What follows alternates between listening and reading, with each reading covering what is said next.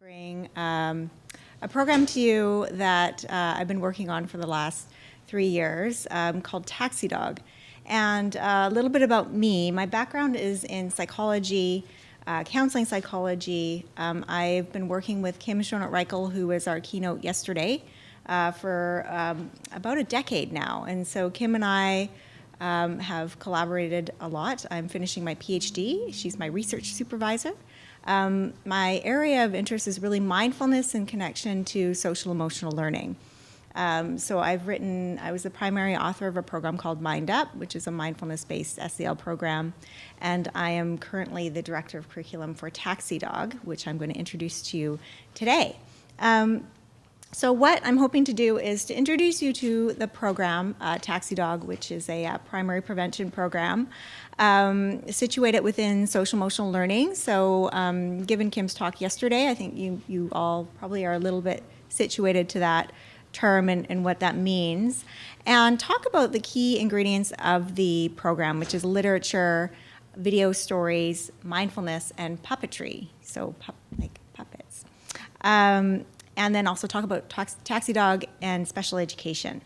So what is it? Basically, it's an innovative and fun, engaging universal primary prevention program for young children. So it's for grades K through 3rd grade.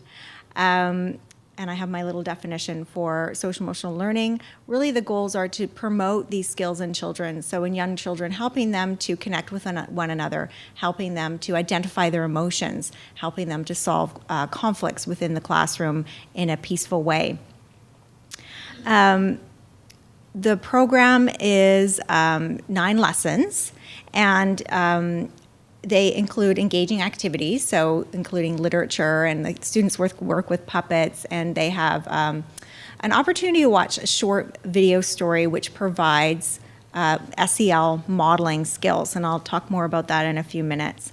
So if you all remember this from yesterday, so the social emotional learning, so it was designed to foster all of the 5 areas of social and emotional learning, from the 2 areas of the self-awareness and self-management, to the social areas, social awareness, and relationship skills, with a particular focus on perspective taking and empathy.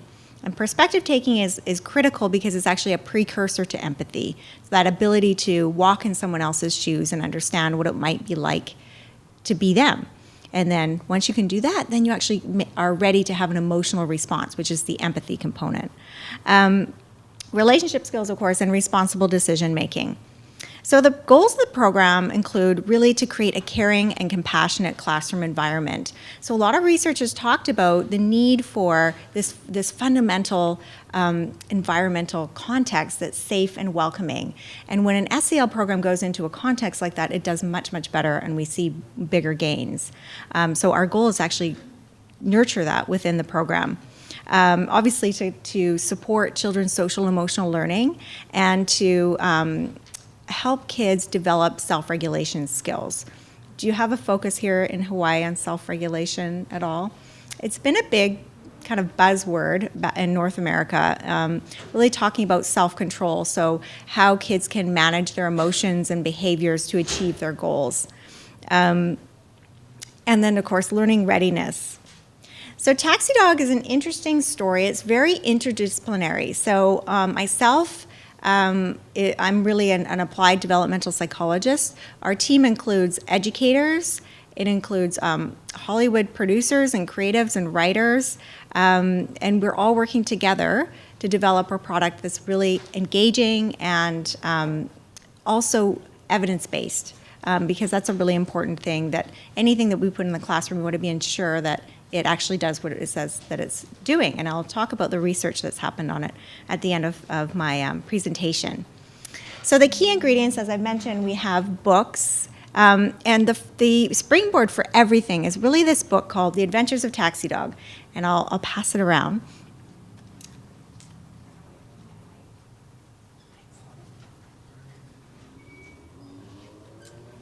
And Taxi Dog, the book, has been in publication for about 25 years, published by Penguin.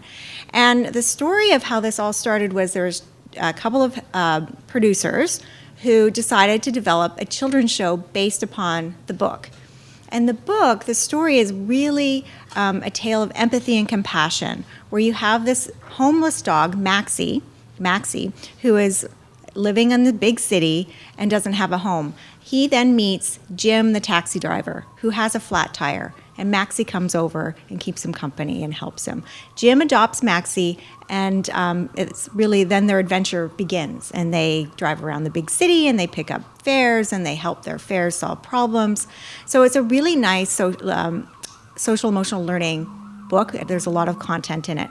So these producers developed an 11-minute pilot episode. And what they were wanting to do was to develop a high-quality educational show for children. And along the way, they discovered that there was really a lot of social emotional learning potential in this. And they connected to Kim Schonert-Reichel, who connected them to me, and I was brought in to develop curriculum that would accompany the video story. So we integrate the video story in with lesson plans and the book, and then we use puppets. So every child in the program receives a Maxie, the taxi dog, hand puppet. And what we use these for is they are tools for kids to practice their emotional literacy skills. They watch a video by Martin Robinson, and you're going to get to see this in a few minutes, who is a puppeteer for Sesame Street, and he plays Maxie in the video story. So Maxie is like a Muppet thing, big puppet. And then the pause, of course. And then the pause is a mindfulness practice. So it's a play on the word paw for dog. And it helps kids to take a break, stop, breathe, attend. So meaning they learn to focus on what they're thinking, what they're feeling, what is their body doing, and then they think and act. So the idea is it's promoting what we call response flexibility. So they're able to manage better when they have an impulse. Or, I don't know, do you guys work with any reactive children? Any kids who are kind of like, push a button and they react really quickly? So it gives them those skills to pause, take a moment, and then think about what their options are rather than just reacting right away. Okay.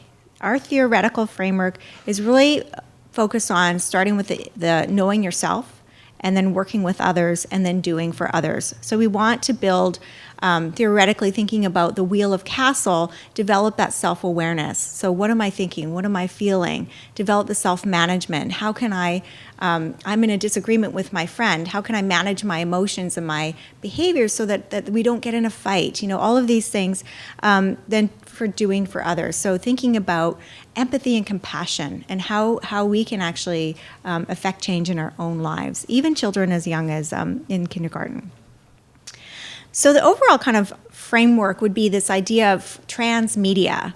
So bringing together different components in a way to bring SEL to children. And our approach, we use really compelling video stories. So compelling storytelling using videos and books. Currently we're working on interactive technology. So we're developing an ebook so that we're bridging literacy and social emotional learning. So we're trying to develop something that would have social emotional learning content, but also support literacy at the same time. So we should have a pilot of that ready in the spring, which is very exciting for us. And then it's a character-based approach, so that means that it really helps to provide the opportunity for perspective taking. So in the lessons, we talk about the different characters in the video story and what they might have been thinking and feeling in each particular moment, and why do you think they behaved that way, and what would you have done, and those sorts of questions to really dig into and give kids practice and perspective taking. And of course, SEL modeling. So actually modeling these things through the video story gives kids a really concrete look at what does it look like to give a friendly greeting? What does it look like to help another person when they're feeling distressed? Okay, so there's a little picture of the children with the puppets. And I'll just mention some research on children media and SEL. So we know that children can learn social and academic skills from educational media. There's been studies looking at high-quality educational programming and found that there's been improvements in literacy. And there's also been studies that have shown that it actually increases children's pro-social behaviors. When they actually watch pro-social behaviors on a video story, it does transfer into their own behaviors and attitudes. And this idea that media characters provide that effective modeling for kids. So one of the things that CASEL, the Collaborative for Academic and Social Emotional Learning, talks about is how do you develop a really effective social emotional learning program? So what is it the key kernels that effective programs have? And what they talk about is this SAFE approach, meaning that it's sequenced, so you have skill building across lessons. It's active, meaning that kids are actively participating. It's not just, didactic, listen to me, do this, don't do that. It's very much that they're participants and that they have opportunities to practice. It's very focused, so that they are particularly specifically talking about what is, for example, perspective taking. What is that? And it's explicit. Okay, so I'm going to now, and that's a lot of text. That's like a total no-no on PowerPoint, so I won't do that again. But I'm going to show you a video that introduces you to this idea of bringing puppets into the classroom and how they can be really magical in bringing kids into play, but also into role play, which helps to develop this perspective taking and then empathy. Okay. Hi, my name is Martin Robinson. I am a puppeteer. I've been working on Sesame Street for about 32 years now. These days I'm working on a show called Taxi Dog. One of the tools we've been using on this show as an educational portion is Maxie the sock puppet. This is Maxie the sock puppet. It turns out that he's really good at helping kids get in touch with their emotions, aren't you, Maxie? We went to a school where we gave all the kids one of these little sock puppets, and I gave them all the basics on how to work it, yes and no, and maybe, and happy and sad, and just really the basics. And then they put them through this really interesting process, which was they asked the kids certain questions, and the kids answered the questions, and then they put the puppet on, and they asked Maxie some of those same questions, and it became the job of the kids to think the way Maxie would think. They had to transfer all of their intellect and all of their emotions into this little sock puppet, and it worked like mad. They were really able to empathize with this character and look at the world through another set of eyes, which is incredibly useful when you think of all the trouble that humans can get into by not taking into account another person's point of view. Okay. So that's Marty. And Marty, if you didn't know, is Mr. Snuffleupagus on Sesame Street, along with some other characters like Telly Monster. So he's a wonderful, lots of fun to work with. And so when we were designing the curriculum, we discovered that puppetry actually has some really cool things that we could use in social emotional learning. So the next video I'm going to show you is Marty teaching the students how to work the puppet, and then I'll come back and talk about how we pulled that into the curriculum. So I wanted to give you a little course in how to work puppets. It's one of the things that I do is I travel all around the world and I teach puppeteers how to work puppets for Sesame Street.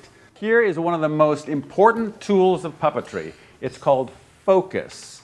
Now when I'm looking at you, my eyes focus on you and you know that I see you. It's a very important thing for communication. Now it's the same with a puppet. When he looks at you, it's very, very strong. Now watch this. Watch this. All of a sudden they're engaged. They're looking eye to eye and there's communication going on, even though these are not real eyes. But the focus is real.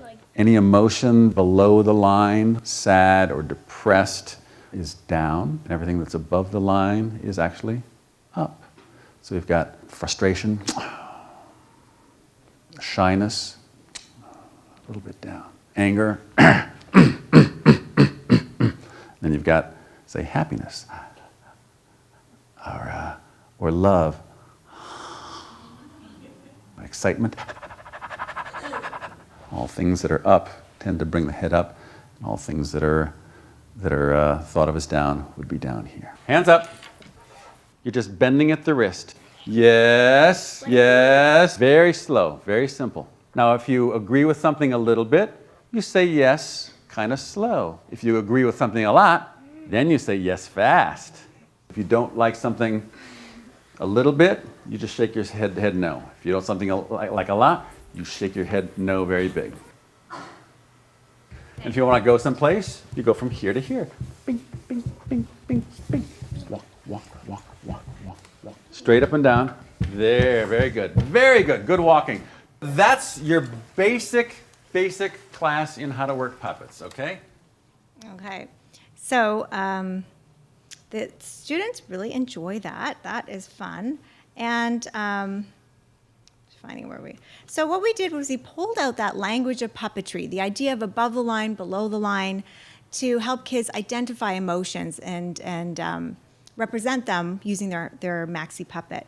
And then we developed something called the line, which means that calm and peaceful place when you're feeling like you're self-regulated, and that mindful place. So that's where we use the pause, the mindful practice, to help kids identify, where am I right now? Am I really above the line? Am I down below the line? And it doesn't mean that one's really positive or negative. You know, you can be above the line and be really hyper, say after recess, and not be able to concentrate. And so you just have to take a breath and calm down. Or below the line can mean that you're just, you know, having a little bit of a low energy time, and you need to bring your energy up because you're about to do something quite active like gym or something like that.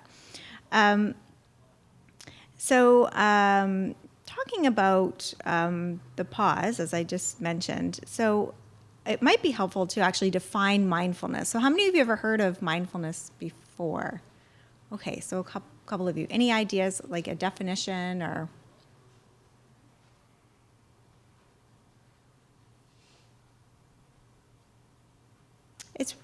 It's just really about being in the present moment. So this ability to intentionally focus on what's happening here and now.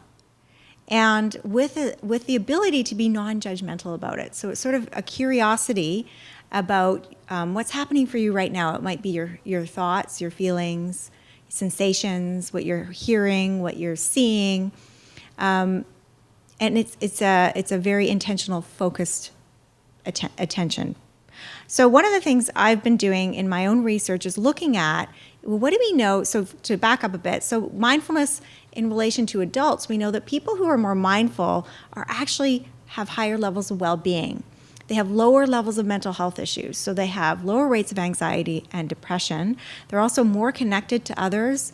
They have more sense of autonomy. They behave in ways that are more in line to their values.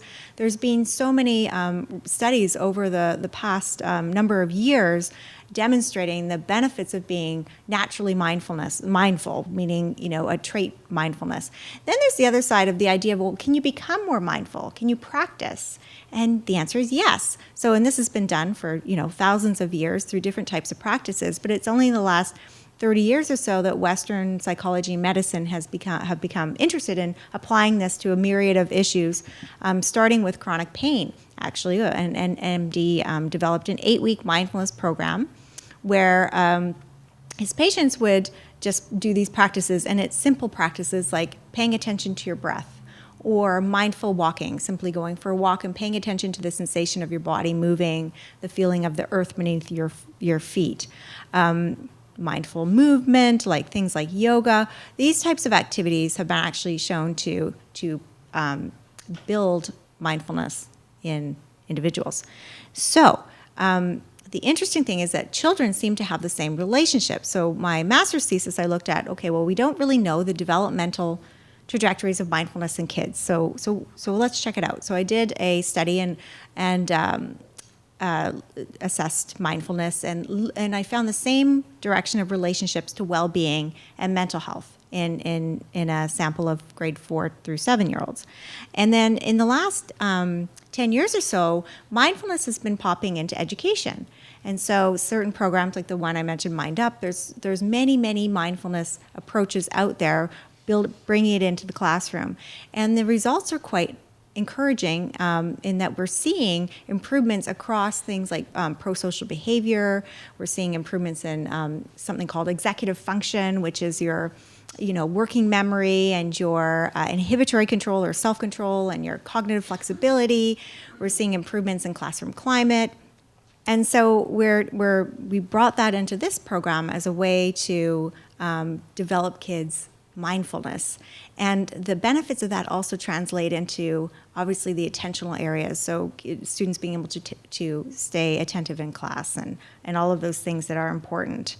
This is kind of, I lost my timer thing. Oh, okay, I'm okay. This is a cartoon that kind of illustrates the difference between being mindful, having a full mind, or being mindful. And so what we know is that when you're actually sort of let your mind bounce all around, and some people call it monkey mind, and you can actually end up having becoming attached to kind of negative thinking patterns. And so this person here is taking his dog for a walk and seems to be thinking about a broken down car, and he couldn't find matching socks, and it looks like there's some bills coming in the door. And so at the end of the walk, looking at him or the dog, who do you think feels better? So the idea is that if you were to switch the thought bubbles and have a clear mind, and just noticing the trees, noticing the sun, noticing how it feels to walk in nature, at the end of the walk, you're actually going to have an improvement in your well-being. And one last note on the cultivation of mindfulness is really anything can be done with a mindful state of mind. You just have to intentionally pay attention to what you're doing. Things as mundane as washing the dishes, you can practice mindfully. Walking, I like to say take the stairs approach. So each time you take the stairs, I'm going to just notice the sensation of my legs going up the stairs. Or, have a mindful moment where you, how many of you eat lunch at your desk and either do work or read or Google something? Yeah, so, and then you kind of finish your lunch and wasn't that satisfying because you don't really remember tasting it. So it's those sorts of differences between what scientists call mindlessness and mindfulness, so being able to kind of turn everything off and just take 5 minutes just to even just eat and just taste the food and the texture and all of those things.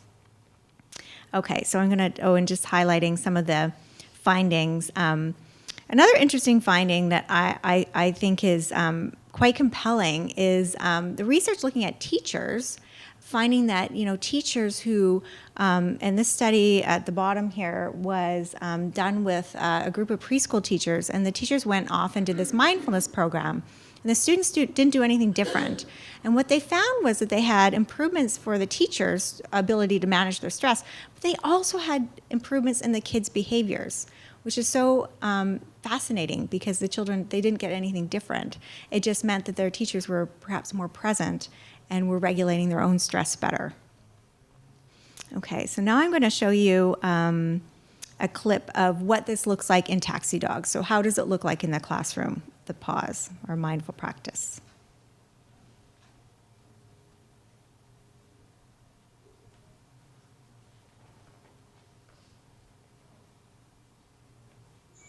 The pause is a fantastic part of the program. I'm going to take one last second to pause. I'm taking a big cleansing breath in through my nose. It's worked out to be a fantastic routine as part of the regular classroom. So first thing in the morning when they arrive, after recess, during any busy transition, let's say coming back from gym or on their way to the assembly, I really don't have to worry when I'm going on a field trip or lining up that they're going to lose control because they're able to self-regulate themselves quite quickly. The takeaway from the story, from the lesson, was I think so valuable, particularly this age group of children, to learn how to self-regulate and to know when it's okay to take a break and how to deal with your emotions. I notice that sometimes if I have butterflies in my stomach, they go away, and I feel like way more relaxed and less stressed. When I'm stressed out or when I'm just kind of mad and I don't know what to do. They just take everything that's been stressful or annoying you out of of your mind. The biggest change I've noticed is that the children are more patient with one another, and they're also able to tell in great detail their experiences of when they're playing on sports teams on the weekend, or when they have adventures with their families and they come into different situations in the real world, and how they use those as opportunities to pause. Okay, so that gives you a little glimpse at what it looks like in the classroom. I'm just going to pass around the puppet for any of you who want to play. Were you going to talk about, the puppet man was talking about how to use this, and all the kids were taught how to use this. And then, are you going to talk a little bit about the questions that you asked the puppet? Yes, so like the lessons and what we do. Okay, yes, I can. I'm going to go down and give you sort of an overview of what the program looks like. So that might help situate you a little bit more. Don't worry about trying to read all that.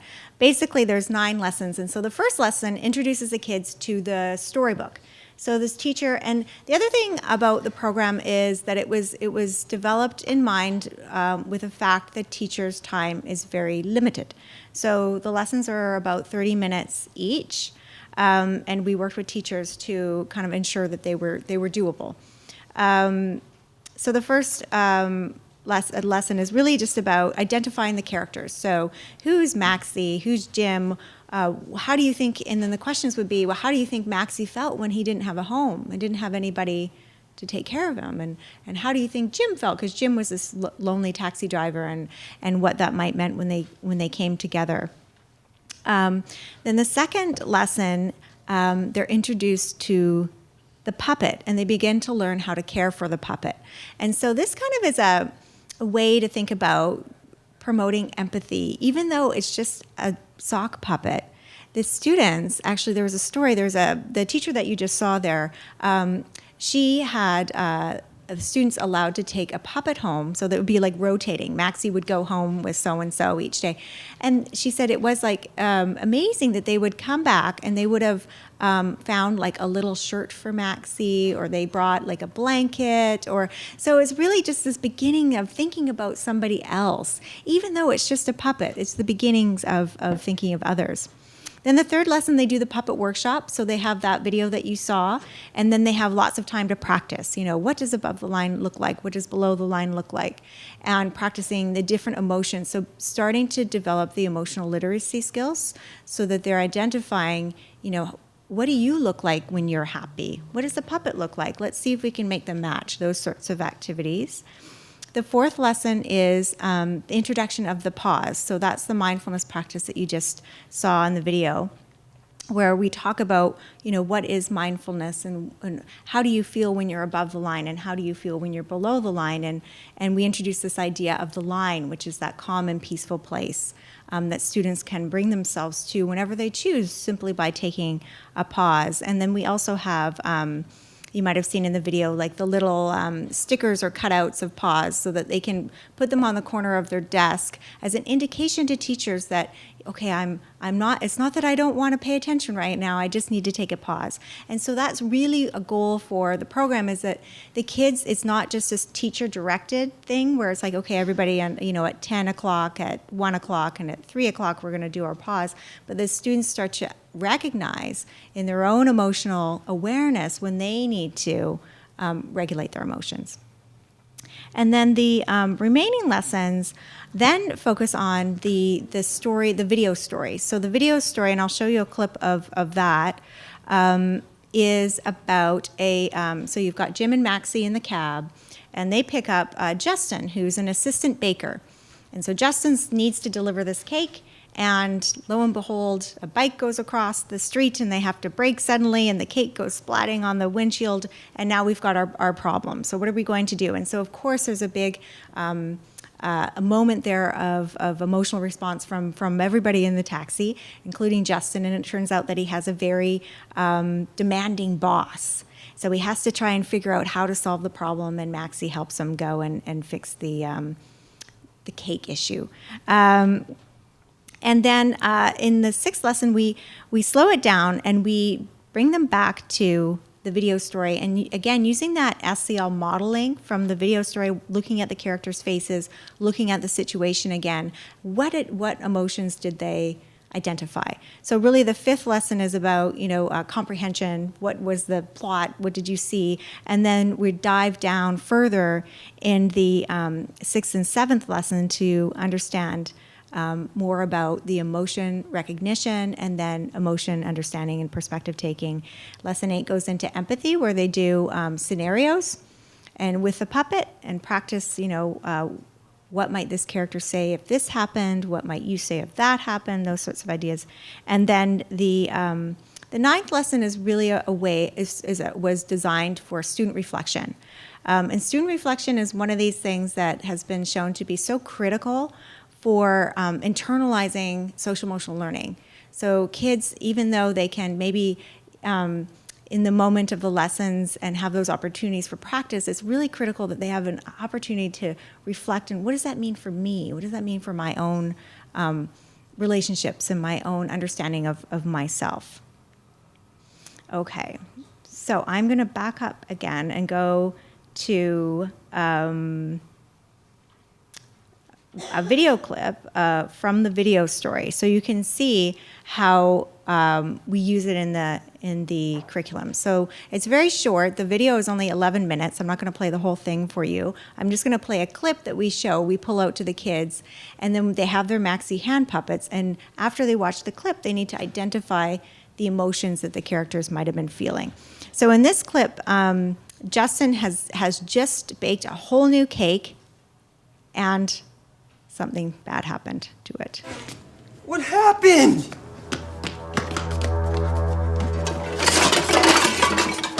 Gosh, look at the cake, it's ruined! What am I gonna do?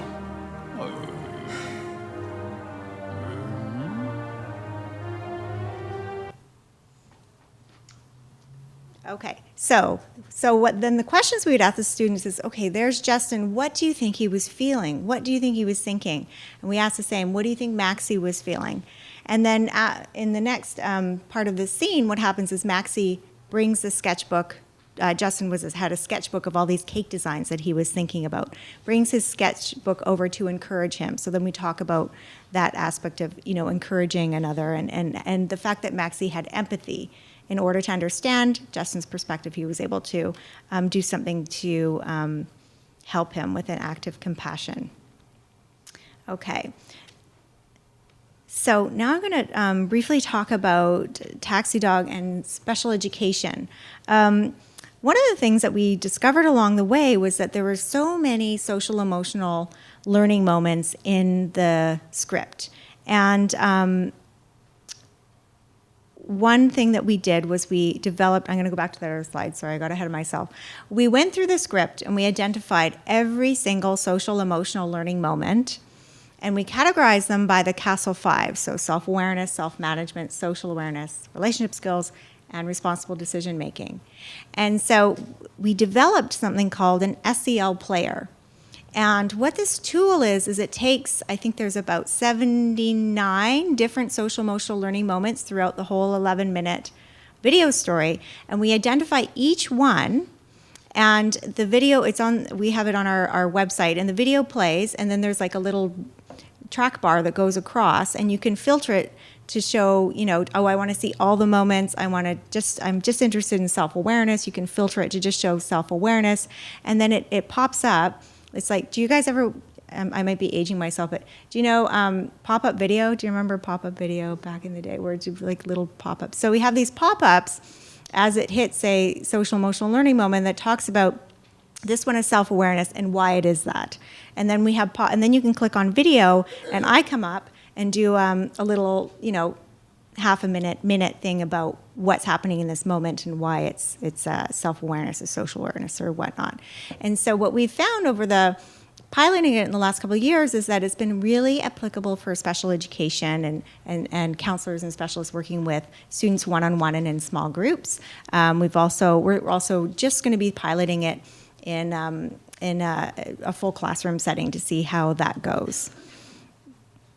Okay, and then so the other thing that we've done is we've developed extensions and adaptations.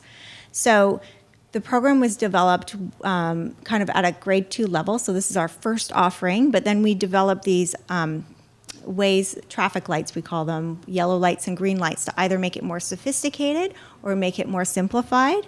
And then we also do something called road maps, where we are road trips. So we give ideas to extend the learning from the content from each lesson, so that there's extension activities for each lesson as well. Okay. So now I'm going to talk just briefly about some of the research that's been done on the program. So Kim Schonert-Reichel, from yesterday, she did the randomized control trial in the spring of 2014, and we presented the results last March at the Society for Research on Child Development, and Kim and I are busy writing that up for publication. So what we did was we wanted to really study the feasibility and preliminary outcomes of the program. And we had 3 sites. We had a small suburban district near New York City. We had a small suburban district in California. And we also had a large urban school district in Western Canada. And you can probably guess where that was. This is where I'm from. And I'm going to share just a few results with you. And so first and foremost, we were interested, well, what do teachers think about it? You know, it doesn't mean, even if it works, it's not very helpful if teachers don't want to do it again. So we found that overall teachers were very positive. So 93% were positive, 93% that they said that they would do the program again and would recommend it to a friend. We also asked them if they noticed any changes in their classroom climate. And keeping in mind, this was a pretty short study because it was done at the end of the year. We crammed 9 lessons into 8 weeks, and we found that 33% said yes. They found that there was an improvement in self-regulation, empathy, and they began to use the language. So they would start talking about, like, well, I'm feeling really above the line, or I'm feeling below the line, and fewer what we call outbursts or sort of disruptive behavior. And one of the things also about the study that was interesting is that we were sort of doing this research in like hotbeds for SEL. So these areas that were already really, really saturated. So I think pretty much all but one teacher was doing another program at the same time. So Taxi Dog was done in combination with Mind Up, and Taxi Dog was done in combination with something called the Ruler approach. And Ruler is Mark Brackett's program out of Yale, which is also a very good program. So some of the students had been doing these programs since the beginning of the year as well. But we asked teachers, how did it go? How did it work? Did they work well together? And the feedback was positive that they were congruent and they actually liked doing more than one program. Okay, so and then we wanted to know, well, did you notice anything about your teaching practice? Because given the results of that study I mentioned of teachers who took the mindfulness training and then actually ended up changing aspects of their teaching practice, we're curious about that. And we found that 67% said yes, and they said that they found it easier to manage their classroom. And they also reported improvements to well-being, including their sleep, their stress level, and their mood. So our hypothesis is that while the pause was designed, for the students, is actually beneficial for the teachers because they're practicing at the same time. And just having that moment in the day to take a break and take a breath was very beneficial. So then we wanted to know, well, what did the kids think? Would they do it again? So we asked, and we asked them, would you recommend Taxi Dog to a friend? And they said that they would. So about 87% said that they would recommend Taxi Dog to a friend. And then we were curious, what was, and don't worry about trying to read all of that, but what was the takeaway? Did they actually kind of get what we were trying to teach them? And overall, we did find that they got the message.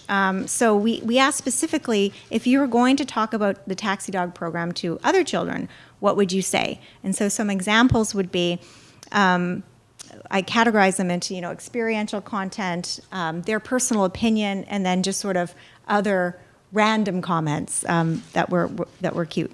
So the experiential content really is the meaty one, where we had children say things like, it's a program that helps you with your character and being like a better person, but it's also fun.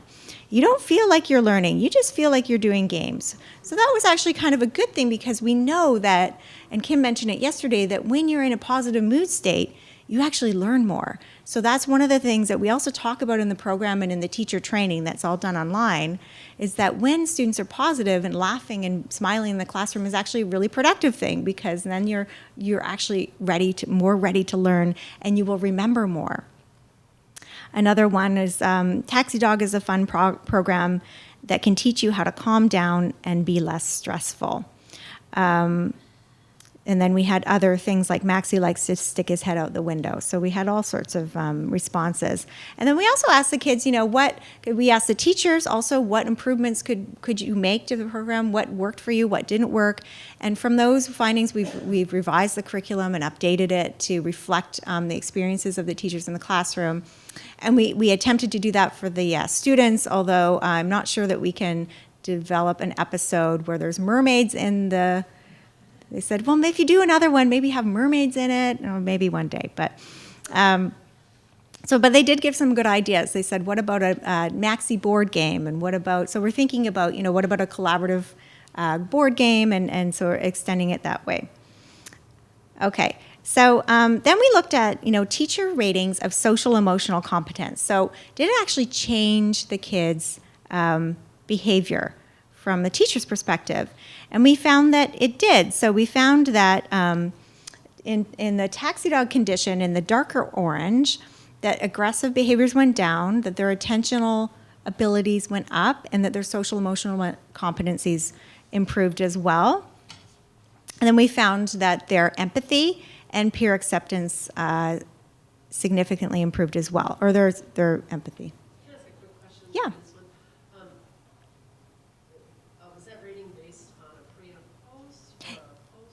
Yes. So it would be, it was a measure of change from pre to post test, and it was teacher rating. So teachers rated students.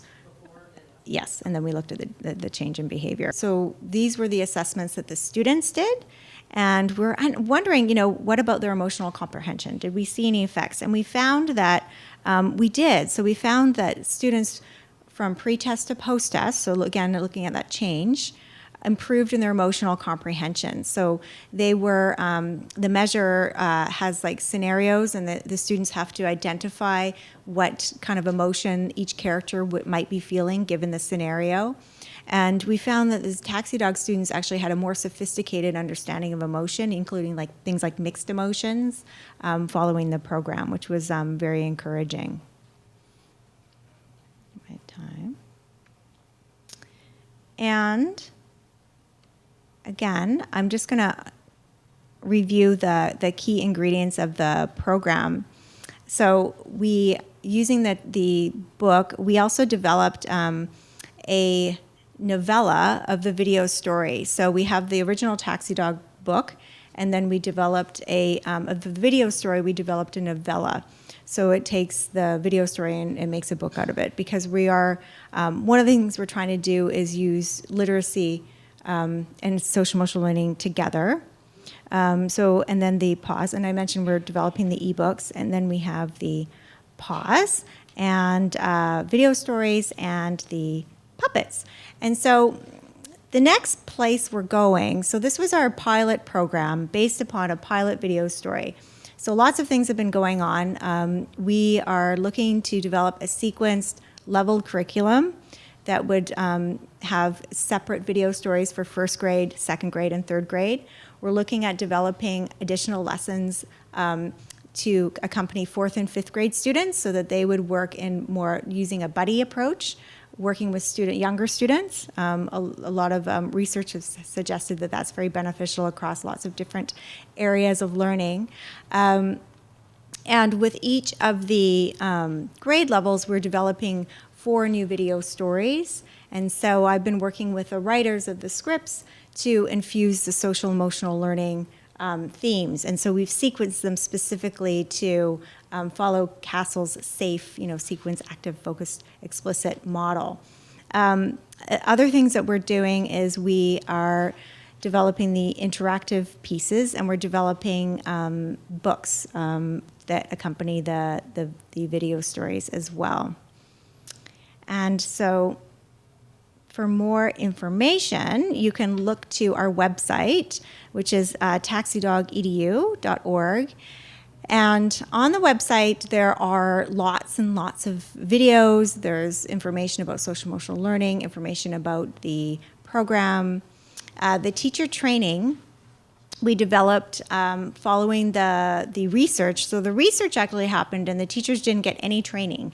They just got, so what the program is, it's manualized, but it's digitally delivered, and you can request a printed manual if you want, and they get a classroom set of puppets, so every child gets a puppet. And they looked at the website, but they ended up not really looking that much, so we were kind of worried, like, oh no, they haven't done any, they haven't really read very much about it. But we had some positive findings, so that was really encouraging. So then when we went to develop the teacher training, we had some confidence that it could be short and sweet, because one of the other things that I'm quite passionate about is finding a way to make SEL more accessible. So there's lots of really great programs out there, but sometimes they're very regional, or they're expensive, or there's a lot of training required. So one of the things that Taxi Dog is trying to do is really create something that's very accessible. So the teacher training is all online, and it takes about an hour, I would say. And then once you've gone through the training, then the lessons are unlocked. So that is that. And if you're interested in the program, you can certainly sign up for more information. You can purchase the program should you wish. If you're interested in finding out updates, you can do that. You can email me directly as well. And so maybe I'll just pause now and see if there's any questions. Yes. I'd like to review the acronym SAFE again. Oh, sure, yeah. Let me just find the slide.